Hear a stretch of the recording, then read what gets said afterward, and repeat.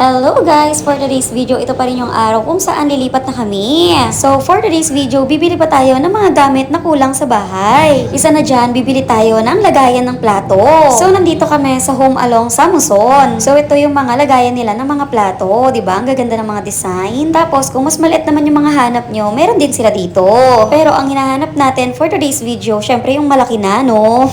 So ito na yung napili namin ni Dada. Ang ganda lang dahil Orocan yung brand niya. Alam mo talagang maganda yung quality. Kaya naman nagpahanap na kami kay kuya ng stocks. Actually, marami pa talagang mabibili dito tulad ng mga appliances, mga gamit sa bahay, at marami pang iba. Bukod pala sa lagayan ng plato, naghahanap rin kami ng linoleum para sa bahay. At meron sila dito, kaso nga lang wala kaming nagandahan ni Dada. Pasensya na sa voice over ko dahil maulan na naman dito.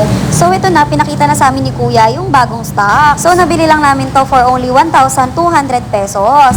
Isa pa talaga sa nagandahan ko dahil meron siyang mga drawer. Diyan, pwede mo ilagay yung mga kutsara, tinidor, tapos dito sa baba, yung iba pang gamit. O, diba? Ang bongga na. Tapos, nagandahan din talaga ako sa kulay nito. So, napakalaki ng space niya. Saktong-sakto lang talaga sa mga gamit namin. Buti na lang talaga at meron pa silang stock. So, after namin dyan sa baba, umakyat kami dito sa may taas nila. Bukod pala sa mga appliances, meron din silang mga furnitures. In fairness, ang gaganda ng mga design nila dito. Sana nga sa susunod, dining table, tsaka sofa naman yung bilhin natin. Nakaka-excite pa lang magkaroon ng sariling bahay. So dito sa taas, bumili lang kami ng drum tapos yung mga gamit sa CR. Hindi ko na nga na-videoan dahil busy ako kaka-window shopping. Dahil sobrang dami talagang magagandang mga gamit dito. At in fairness, mura siya kaysa sa mall. So umabot yung bill namin ng 1,900 pesos. Since wala nga kaming nagandang linoleum doon, kaya naman pumunta kami dito sa kabilang store. Dito lang din naman to sa May Muson. Ang laki rin ng store na to, marami ka ring mabibili. So yan yung napili naming design para sa bahay namin. So bali 100 pesos per yard, tapos 10 yard yung kailangan namin para sa bahay. Bali nabili namin yan for only 1,000 pesos. Since nakabili na tayo ng linoleum, kailangan nating maghanap ng cortina. Balak kong lagyan ng cortina yung bintana tsaka yung ilalim ng lababo.